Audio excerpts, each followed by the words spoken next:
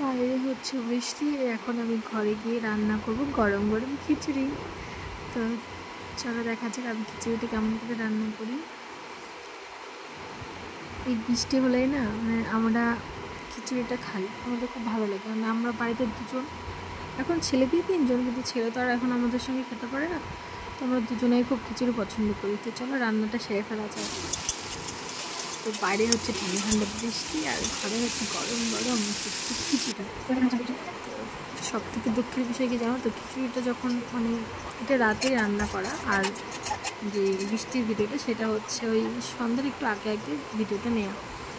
তো সব থেকে দুঃখের ভিডিও মানে কথা হচ্ছে যখন খিচুড়িটা রান্না কমপ্লিট হয়ে গেল তারপরে চলে গেলো কারেন্ট। আমরা বসে আছি, কারেন্ট আসবে দিয়ে আমরা খাবো, কারেন্ট আসবে দিয়ে আমরা খাবো। সেই কারেন্ট এলো না, তো এলোই না। যাই হোক, ভিডিওটা তো সেদিন পোস্ট করাও হয়নি।